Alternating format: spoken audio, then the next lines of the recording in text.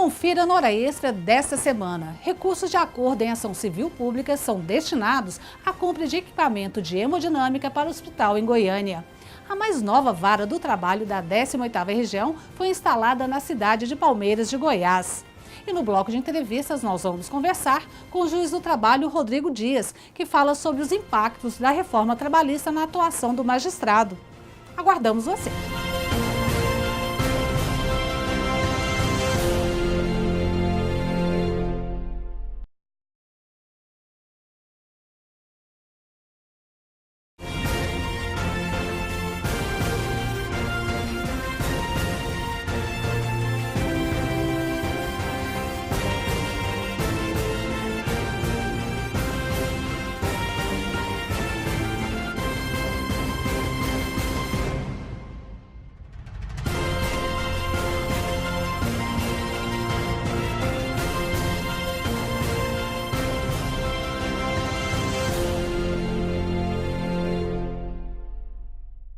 Olá, seja bem-vindo à Hora Extra. Nesta edição você confere os seguintes destaques.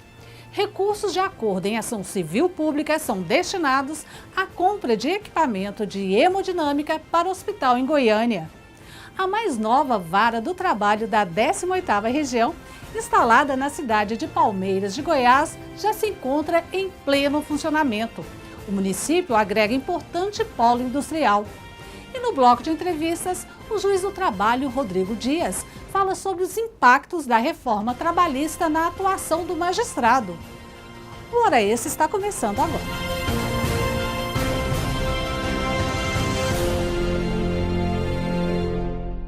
O principal equipamento do serviço de hemodinâmica do Hospital Estadual de Urgências da região noroeste de Goiânia, o GOL, foi adquirido graças a recursos oriundos de acordo em ação civil pública movido pelo Ministério Público do Trabalho em Goiás. A ação havia sido proposta em face de empreiteiras por descumprimento de normas trabalhistas e pedia danos coletivos. O acordo de R$ 3.400.000 foi homologado pelo juiz Celismar Figueiredo, da 7ª Vara do Trabalho de Goiânia. Confira. O equipamento de hemodinâmica foi o centro das atenções durante a inauguração de uma série de melhorias apresentadas pelo Hospital de Urgências Otávio Lage, o UGOL.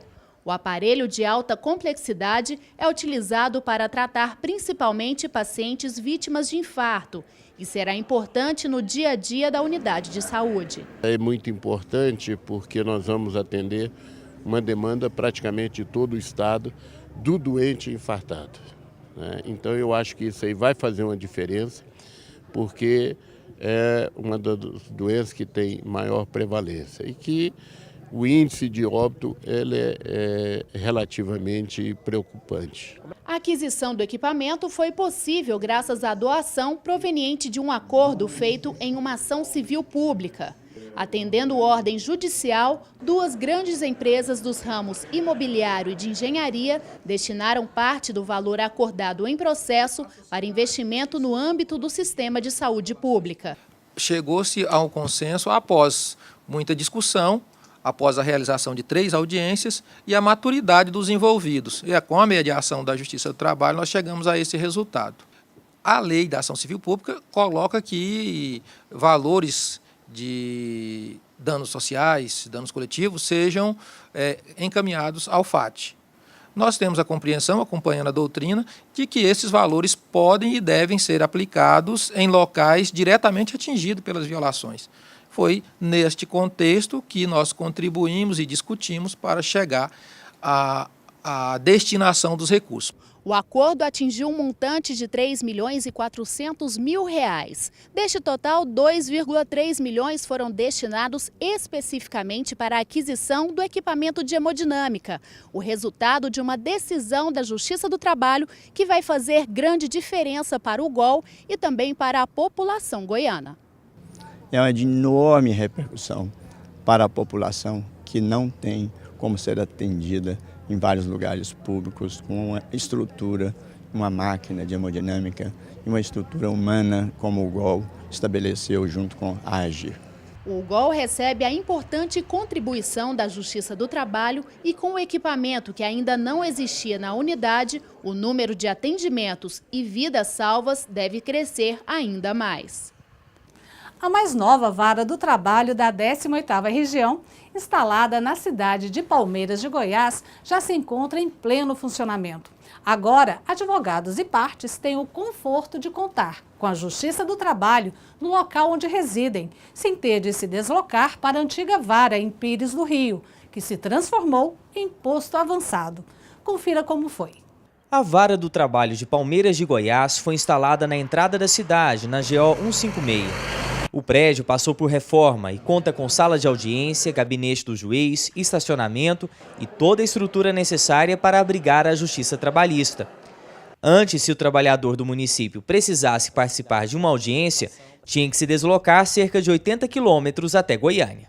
A proximidade do Poder Judiciário para aquele que necessita do Poder Judiciário. Então a gente trouxe a vara para Palmeiras para que o cidadão de Palmeiras e região não mais necessitasse ir até Goiânia para ajuizar uma ação trabalhista. Segundo estudos, Palmeiras de Goiás e as cidades vizinhas concentram muitas indústrias. Por isso é considerada uma região com expressiva demanda processual. Aqui é uma região muito rica que está crescendo, que a economia cada dia cresce mais e essa economia não pode ser um fim em si mesma. É preciso que venha um direito social assegurado, juntamente com o crescimento e o bem-estar do cidadão. Então, a gente tem aqui uma expectativa de aproximadamente 1.000 processos novos da região de Palmeiras. A instalação da nova Vara do Trabalho teve investimento de aproximadamente R$300 mil.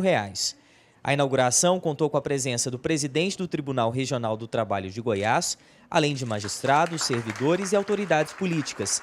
Eles fizeram um brinde à nova conquista. Verdade, nós estamos muito felizes com essa unidade vindo para Palmeiras de Goiás. Até então, tanto os trabalhadores quanto o empregador, ele tinha que ir para deslocar para São Luís de Montes Belos ou para Goiânia. Então hoje vai facilitar muito. Palmeiras é uma cidade que tem várias indústrias, né, e às vezes as pessoas têm que procurar essas unidades fora. E a prefeitura nada mais é do que uma grande parceira de todos os órgãos do Estado, órgão federal que vem para Palmeiras. Nós temos estendido as mãos, né, de forma muito especial. Desde o primeiro momento, quando nós ficamos sabendo que o TRT viria para Palmeiras, a Prefeitura abriu as portas para que facilitasse, fosse uma via de mão dupla para que se tornasse uma realidade. Então, nós, como gestor do município de Palmeiras, estamos muito felizes e parabenizar a Justiça do Trabalho pela essa belíssima unidade aqui em Palmeiras de Goiás. A partir de agora, 16 municípios passam para a jurisdição dessa nova unidade, como Vianópolis, Orizona, Nazário e Pires do Rio, onde havia uma vara do trabalho que foi transformada em posto avançado.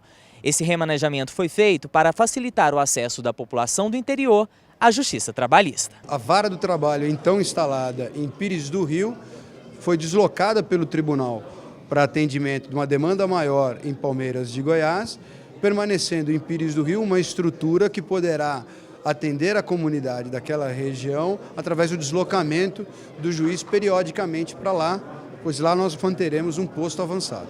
E após intervalo, nós vamos conversar com o juiz do trabalho, Rodrigo Dias, que é titular da primeira vara do trabalho de Itumbiara. Ele vai falar sobre os impactos da reforma no dia a dia da magistratura. Fique com a gente, voltamos em instantes.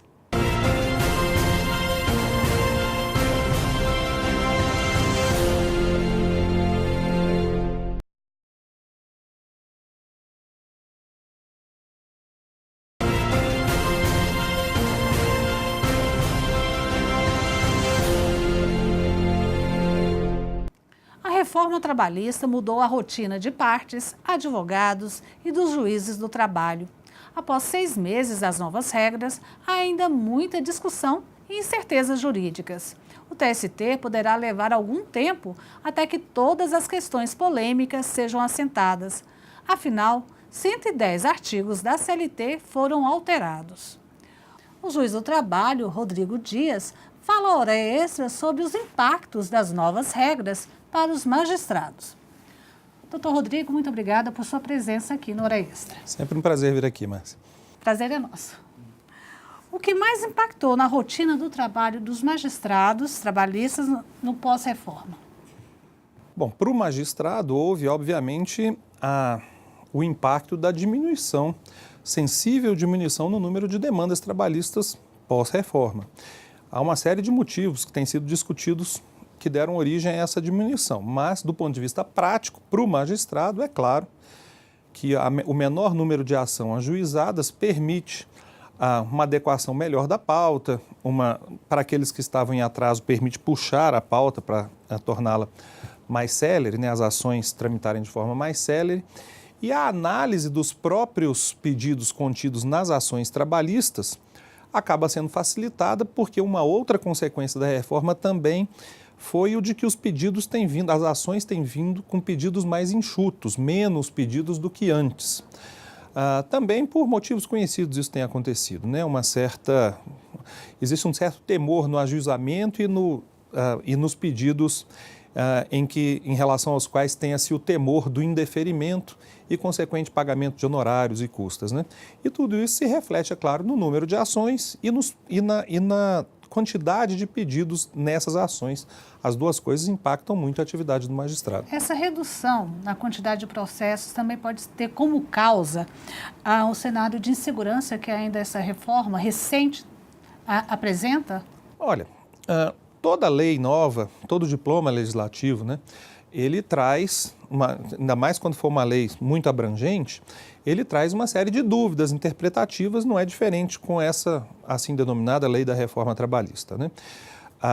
É possível que haja alguma demanda reprimida por conta de se aguardar uma posição do Tribunal Superior do Trabalho, do Supremo Tribunal Federal, acerca da interpretação e constitucionalidade de algumas normas? Eu acho até possível, mas o que fez realmente o número de ações diminuírem com essa expressividade que foi detectada, eu acho que foi realmente o fato de que havia um número muito grande de ações em que as demandas eram ajuizadas, eu não diria sem responsabilidade, mas sem maior preocupação com o resultado final, porque, afinal de contas... Seria apurado pela Justiça, né? Os demandantes não corriam maior risco de perda caso houvesse o indeferimento dos seus pedidos. E os números mostram que, com esse risco de ter de se pagar honorários, custas, etc., aqueles pedidos sobre os quais havia dúvida, ou então até uma probabilidade muito alta de serem indeferidos, esses pedidos e ações já não têm mesmo sido submetidos ao judiciário. Creio que muito mais por este motivo do que por incerteza interpretativa, para ser muito franco. Nós tivemos, assim, conforme o levantamento recente, uma redução de 40% do número de processos. Então, na sua opinião, essa redução vai permanecer? Bom, aí é um exercício de futurologia, né? Foi 40%, um pouquinho mais até em Itumbiara, onde eu atuo. Eu acho que essa redução vai diminuir um pouco. O que eu quero dizer é, o número de ações paulatinamente deve crescer um pouquinho, não até chegar aos patamares anteriores à reforma, mas eu creio que vai crescer um pouquinho. O que vai, me parece, se consolidar é o fato de que as ações terão pedidos menos extensos, serão mais enxutas as próprias ações, com pedidos, como regra, mais razoáveis do que havia antes. Isso implica em diminuição, inclusive, do valor das ações, né? Que haverá diminuição, acho que sim, mas não nos mesmos patamares de agora, embora haverá diminuição. Agora, com relação à forma como os pedidos vão ser deduzidos, eu acho que isso é uma tendência que não vislumbra nenhuma mudança adiante. Qual a sua análise em relação à perda da validade da medida provisória 808? Bom, a medida provisória era bastante extensa, não é? E há uma série de aspectos, na minha visão, bons e uma série de aspectos ruins naquela medida provisória. Na verdade, essa medida provisória, na origem, não era desejada nem pelo governo, especialmente não era desejada pelo governo, né, Poder Executivo, que propôs originalmente a lei da reforma, mas ela foi necessária por conta de um acordo feito no Senado Federal para que o projeto fosse ali aprovado tal qual veio da Câmara, o que não é um sinalizador de que a medida provisória fosse a melhor coisa do mundo, né? Mas, de todo modo, ela continha algumas coisas que, na minha visão, nos farão falta. Por exemplo, a melhor regulamentação do trabalho intermitente, que na lei 13.467 tornou-se algo muito lacunoso. gerou muitas dúvidas e a medida provisória ajudava muito nisso. Além disso, na parte do dano extrapatrimonial, eu acho que a medida provisória corrigia alguns erros muito flagrantes que a lei possuía e que, estando de volta a lei a vigorar nesse aspecto, estamos convivendo de novo com esses problemas da lei. Nesses dois aspectos muito particulares, eu lamento, sinceramente, que a medida provisória tenha perdido a vigência. Em todos os outros casos, para ser muito franco, não vejo muita perda. Mas esses dois aspectos em específico, realmente acho que faz sim diferença. Existem alguns remendos, né, que podem ser feitos para corrigir. Disse, eu não tenho certeza disso, que o governo baixará um decreto para regulamentar a figura do trabalho intermitente, né? E quanto ao dano extrapatrimonial, especialmente com relação ao valor das indenizações que podem ser deferidas pelo juiz, nós vamos ter que enfrentar a questão da possível inconstitucionalidade das normas contidas sobre essa matéria na Lei 13.467. Vai ficar o encargo dos juízes até que se chegue ao Supremo, né? Essa medida provisória foi muito mais para o governo silenciar as críticas com relação à reforma, né, no período? Na verdade, eu acho que essa medida provisória, não creio que tenha sido por isso, porque o governo não queria a medida provisória.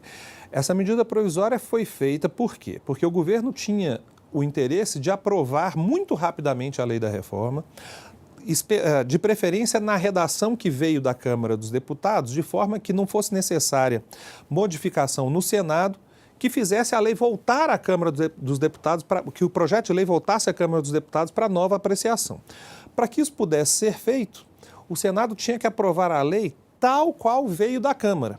Só que havia resistências naturais dos senadores a esse ou aquele aspecto da lei. Então, o acordo que foi feito foi: vocês senadores aprovam a lei tal qual foi aprovada na Câmara, e naqueles pontos em que houver discordância dos senadores, o governo se compromete a baixar a medida provisória. E assim foi feito. Só que, na visão governamental, na visão do Poder Executivo, o ideal era a lei que veio lá da Câmara dos Deputados, de tal forma que o governo, aspas, pagou com a medida provisória o acordo que tinha feito com os senadores.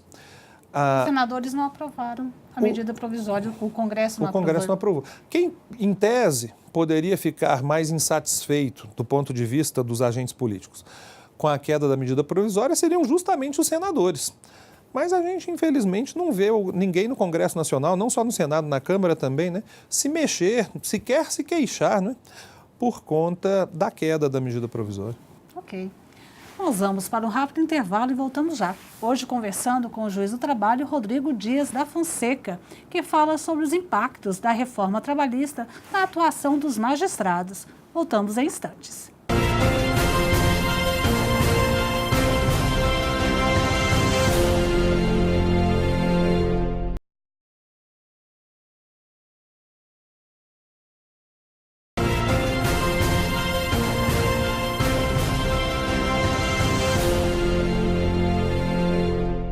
Ora, esse está de volta, hoje recebendo em nossos estúdios o juiz do trabalho, Rodrigo Dias da Fonseca, que fala sobre os impactos da reforma na atuação dos magistrados.